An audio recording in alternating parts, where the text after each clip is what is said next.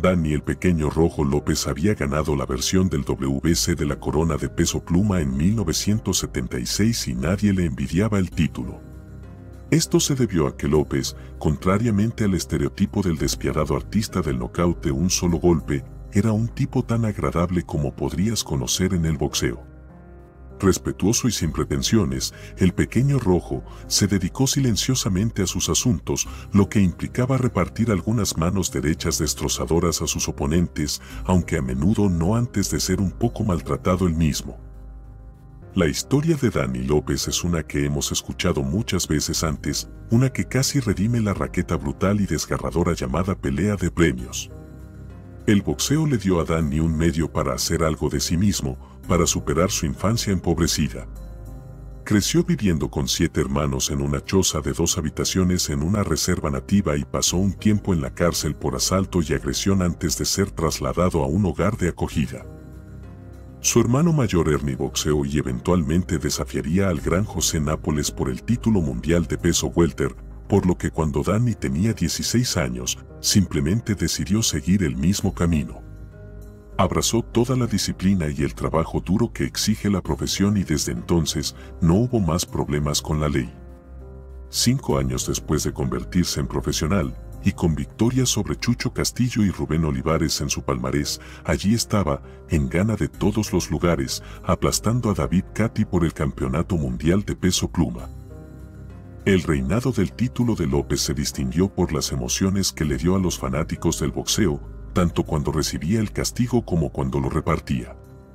Un comienzo lento, Dani generalmente parecía vulnerable en la primera ronda o 2, comiendo golpe tras golpe, antes de encontrar su ritmo y comenzar a hacer que el otro tipo pagara caro por sus transgresiones.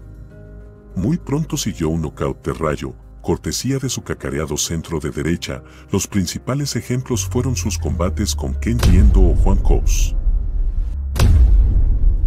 Antes del primer combate Sánchez vs López, Dani defendió su título 8 veces, en el proceso convirtiéndose en uno de los boxeadores más populares de Estados Unidos. Sus combates obtuvieron altos índices de audiencia en la televisión nacional. Nadie esperaba nada diferente para la 9ª defensa del título de Dani, transmitida en vivo por CBS desde Phoenix, Arizona. Otro retador oscuro, seguramente otro nocaut para López, ¿verdad?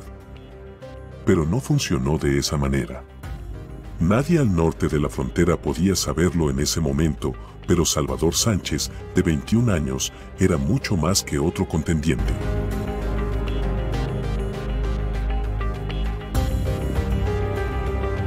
Un talentoso contragolpeador, Sánchez tenía paciencia y madurez más allá de sus años, junto con manos rápidas, resistencia excepcional y una barbilla sólida como una roca.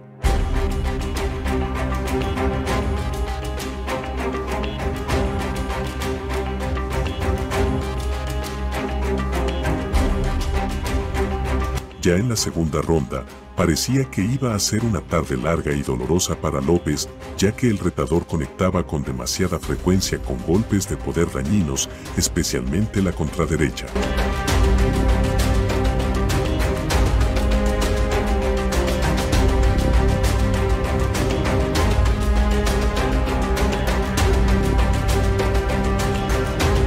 Los leales fanáticos de López esperaron pacientemente su característico regreso, pero en la 4ª ronda el ojo izquierdo de Dani se estaba hinchando y para el 6º un mal corte se había abierto sobre la derecha. La batalla fue rápida pero unilateral.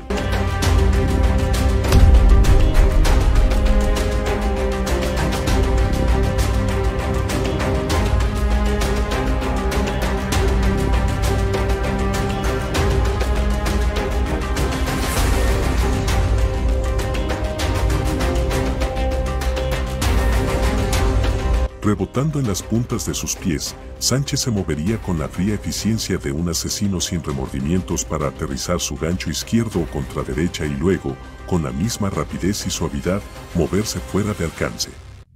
López nunca dejó de intentarlo, pero le faltó la rapidez para conectar con fuerza y consistencia.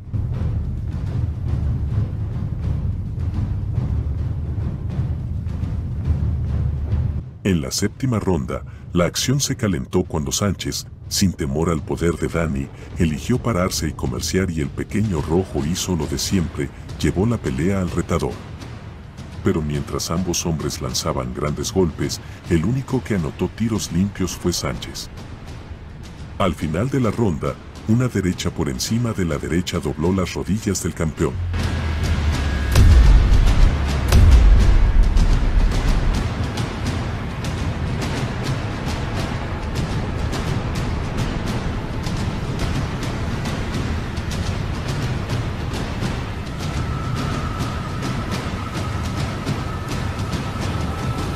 Fue más de lo mismo en las rondas 8 y 9 antes de que López finalmente se afirmara en la 10ª, respaldando a Sánchez y sincronizando mejor su mano derecha.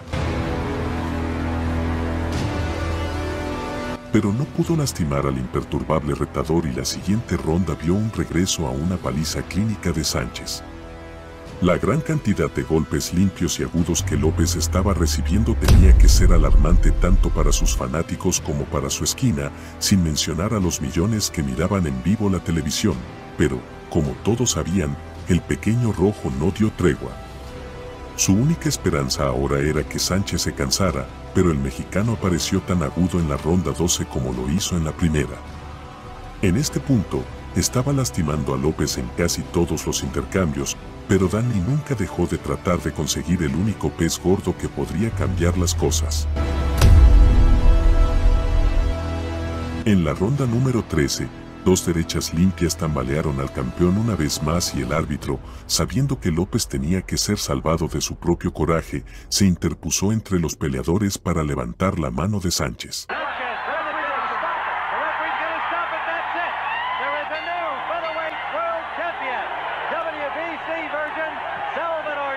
El talentoso boxeador al que llamaban Chava, quizás el más grande de todos los grandes boxeadores mexicanos, se embarcaría en una carrera extraordinaria, 10 defensas del título en menos de 18 meses, incluida una victoria de revancha sobre López y victorias contra peleadores y campeones tan formidables como Rubén Castillo, Juan Laporte, Wilfredo Gómez y Azuma Nelson. Muerto en un accidente automovilístico en 1982, el título que le arrebató a López con tanta autoridad fue suyo hasta el día de su muerte, y Salvador Sánchez siempre será considerado como uno de los más grandes campeones en la historia del peso pluma.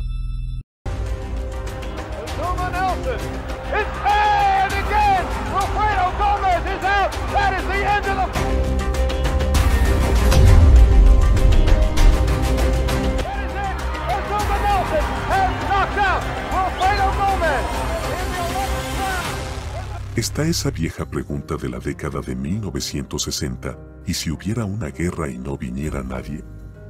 Teniendo en cuenta el choque de 1982 entre los pesos pluma Salvador Sánchez y Azuma Nelson, la mejor pregunta es, ¿qué pasaría si tuvieran una pelea épica, llena de acción, de ida y vuelta entre dos campeones del Salón de la Fama y nadie lo supiera?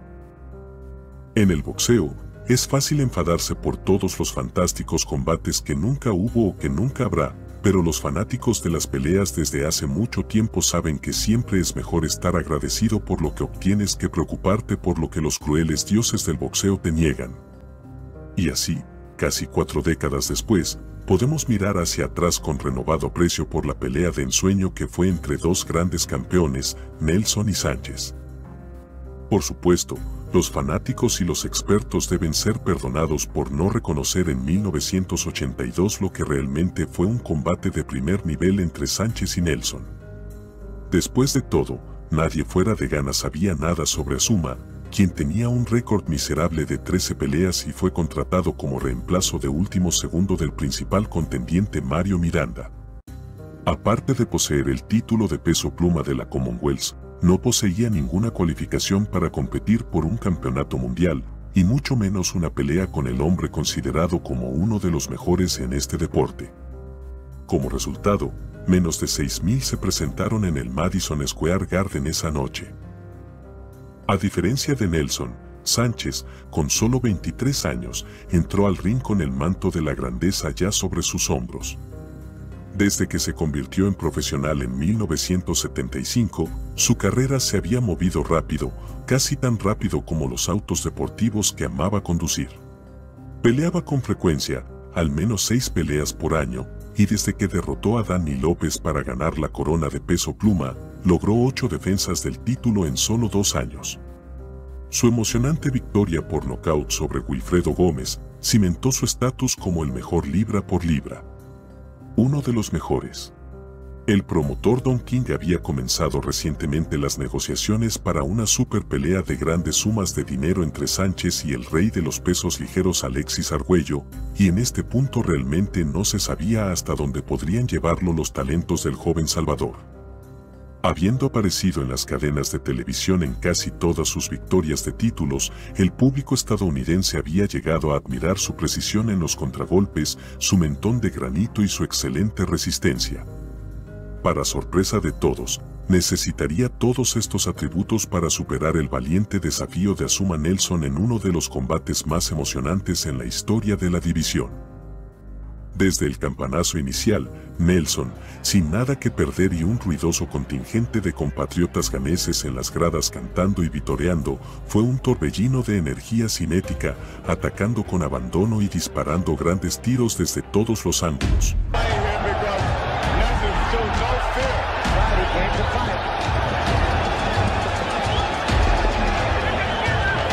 El campeón era notoriamente lento en el comienzo de sus peleas, pero aún así, la ferocidad de las primeras incursiones de Azuma sorprendió a todos.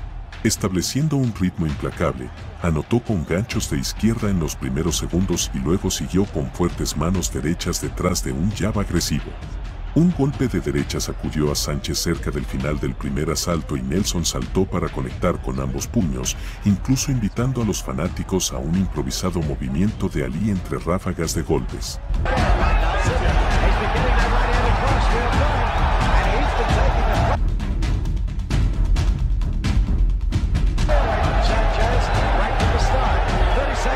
Fue más de lo mismo en el segundo con el retador sin mostrar respeto a Sánchez, haciendo que el campeón fallara y luego respondiendo con fuertes golpes de cualquier mano.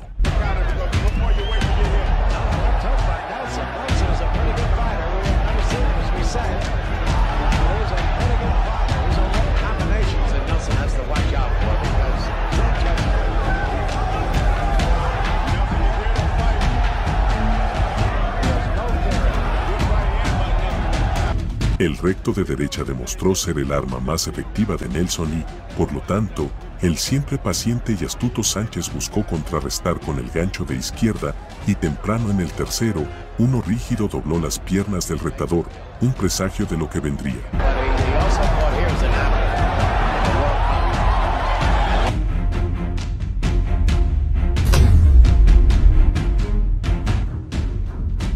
Aún así, cada vez que el campeón aterrizó, Nelson respondió y el valiente africano ganó el cuarto, emboscando a Sánchez al final de la ronda con duros derechos y viciosos ganchos en el vientre.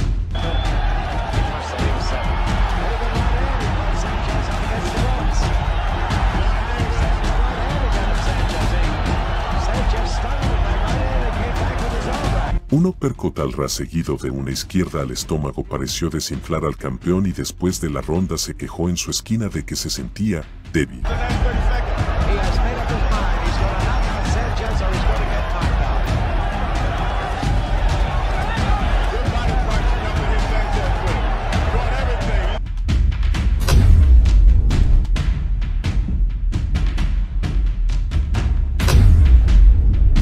Nelson continuó haciendo la pelea en el quinto, sacudiendo a Salvador con un gancho contundente a mitad de camino.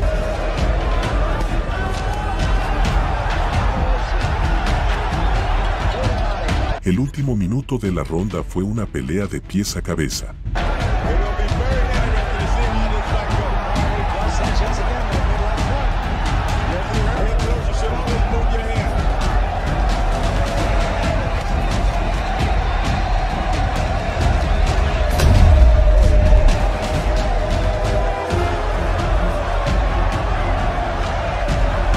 El sexto estuvo cerca, con Sánchez entrando al final, pero luego, en el séptimo, el campeón, buscando una manera de cambiar el rumbo de manera decisiva, finalmente encontró lo que estaba buscando. Anticipándose a la derecha de Azuma, lo golpeó en la marca con un perfecto gancho de izquierda que casi derriba al retador.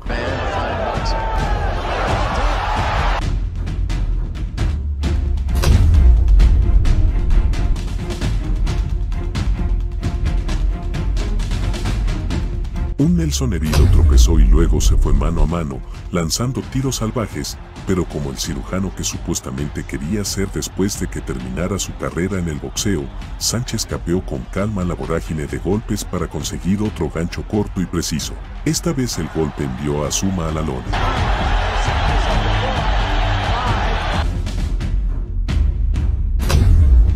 Nelson se levantó a la cuenta de 6 y, demostrando el corazón y la resistencia de un futuro campeón de la Triple Corona, volvió al ataque. Siempre sereno y paciente, Sánchez se tomó su tiempo, permitiendo que el intrépido retador soltara sus golpes antes de aturdirlo nuevamente cerca del final del asalto con un fuerte derechazo. El comienzo del octavo vio al campeón en control, aparentemente fortaleciéndose con cada intercambio y lastimando a Nelson nuevamente con un contraataque a la izquierda.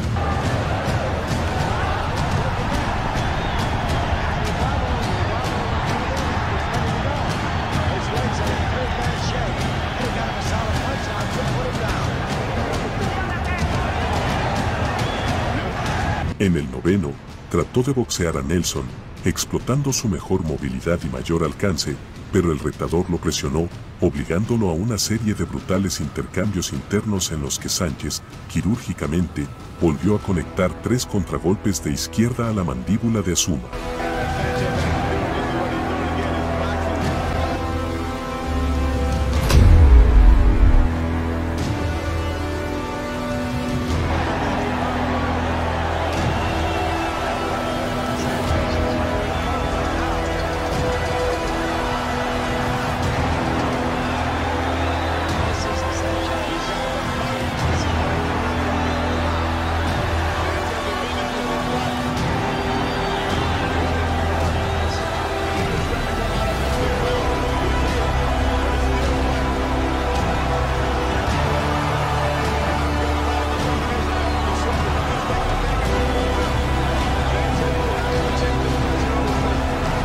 Pero el castigo pareció no tener efecto y Nelson regresó para tomar los siguientes 2 asaltos por pura agresión.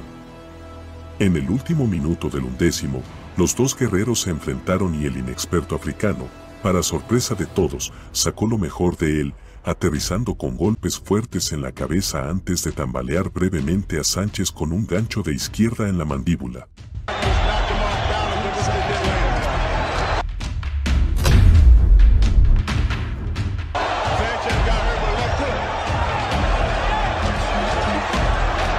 En este punto, todos esperaban que Nelson, que nunca había peleado más allá del 10º, se desvaneciera, pero el 12º no vio disminuir la intensidad de la acción de 2 vías.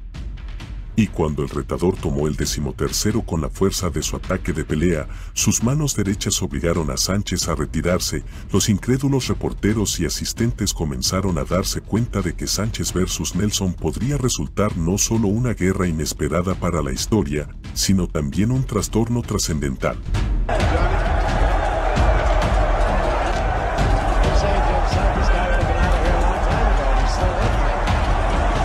Pero no iba a ser. El 14º fue otra gran ronda de acción, pero finalmente, apareció algo de cesión por parte del retador, su fuerza menguando, sus piernas vacilantes, sus golpes más anchos y lentos. Sorprendió a todos con su actitud valiente, le dio a Sánchez la batalla más dura de su carrera y, al final, no fue tanto la habilidad, la técnica o incluso la experiencia lo que decidió el resultado como el valor, la resistencia y la barbilla impermeable de El Águila Invencible, que antes había resistido bombas de López, Gómez y Juan Laporte, y ahora había tomado lo mejor de Nelson y permanecía inquebrantable.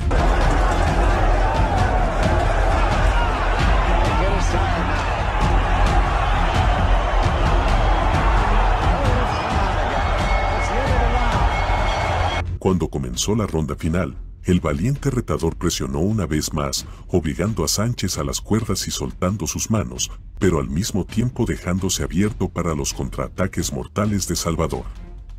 Un derechazo hizo retroceder a Nelson y un gancho lo hizo tambalearse y ahora era obvio que sus piernas no estaban. Sus posiciones se invirtieron y fue Azuma contra las cuerdas cuando Sánchez clavó ambas manos en el cuerpo antes de retroceder, lo que hizo que Nelson se adelantara y lanzara golpes para encontrar mejores oportunidades para que el astuto tirador mexicano las explotara. Segundos más tarde, una serie de golpes al ras tenía al retador en serios problemas y, aún así, no dejaba de arrojar cuero, hasta que otro gancho de izquierda aplastante le dobló las piernas y lo dejó momentáneamente de pie, con las manos hacia abajo, todo el cuerpo contorsionado y fuera de balance, como un espantapájaros decrépito y curtido por la intemperie.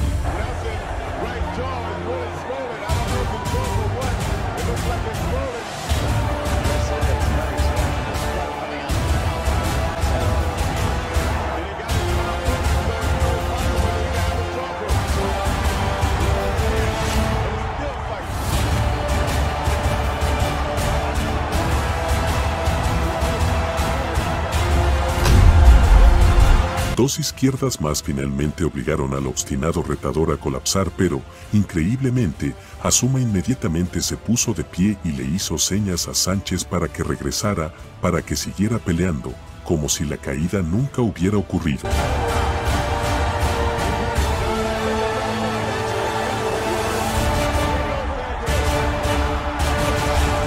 Pero a pesar de su asombrosa valentía, Nelson estaba acabado. Y la 10ª defensa exitosa de su corona de peso pluma, a Salvador Sánchez. Hay una serie de razones por las que este choque dramático había sido pasado por alto en gran medida por muchos en los años posteriores. Primero, Sánchez versus Nelson tuvo lugar durante un año excepcional para enfrentamientos monumentalmente emocionantes. Una emocionante contienda, que fácilmente habría sido pelea del año en otros momentos, se encontró en el cuarto lugar detrás de Aaron Pryor versus Alexis Argüello, Bobby Chacon versus Rafael Limón 4 y Wilfredo Gómez versus Lupe Pintor, todas guerras magníficas. En segundo lugar, a diferencia de esos excelentes combates, no se esperaba una gran pelea. Nadie sabía quién era Nelson, la mayoría había anticipado una victoria de rutina para Sánchez y, por lo tanto, relativamente pocos fanáticos vieron una de las grandes peleas de la década. Pero además de estos hechos, el evento que ensombrece a Sánchez versus Nelson es el que se produjo apenas 3 semanas después. Amante de los autos deportivos, hombre y peleador que se movía rápido, con intensidad y determinación, Sánchez conducía su Porsche a alta velocidad en una carretera del centro de México cuando intentó rebasar un camión.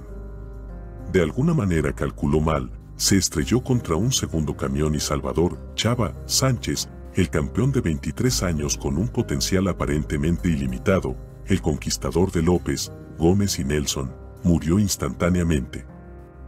Una nación entera y decenas de fanáticos del boxeo lloraron la muerte de este gran guerrero, un boxeador que, en menos de 3 años, había dejado una huella imborrable en el deporte y se había establecido como un verdadero grande. Y parte de lo que lo hace grande, un elemento esencial de su legado, es esta pelea épica, una contienda que se hizo más significativa y resonante a medida que se desarrollaba la carrera de Azuma Nelson y aprendimos que su valiente esfuerzo en esa noche de verano no fue el resultado de algún milagro, circunstancia, sino testimonio del talento y la tenacidad del gran ganés, de las habilidades de un hombre que llegaría a ser reconocido como el mejor boxeador africano de todos los tiempos. The mouse over the right eye is getting larger. What a left hook by Nelson Gómez, nearly out on his feet. He's down! He's down! Azuma Nelson is and again! Wilfredo Gómez is out! That is the end of the fight! The fight is over! La verdad es que un joven Azuma Nelson dio una actuación electrizante esa noche, una asombrosa exhibición de corazón y determinación que solo podría haber sido resistida y superada por un boxeador de igual coraje e incluso mayor talento. Salvador Sánchez ya había demostrado ser un gran boxeador, pero en esa noche de verano en la ciudad de Nueva York le dio el toque final a un legado del Salón de la Fama justo antes de que todo llegara a su fin. Antes de que el joven Salvador, que permanecía sereno y tranquilo cuando estaba bajo la presión más intensa, que podía sortear los giros y vueltas más rápidos dentro del ring, subestimó fatalmente una maniobra arriesgada en una carretera mexicana estrecha y polvorienta, y dejó a los fanáticos del boxeo especulando para siempre como a lo que pudo haber sido. Cuéntanos en los comentarios, deja tu like y suscríbete para más videos como este. Muchas gracias por vernos y espero verte en la próxima.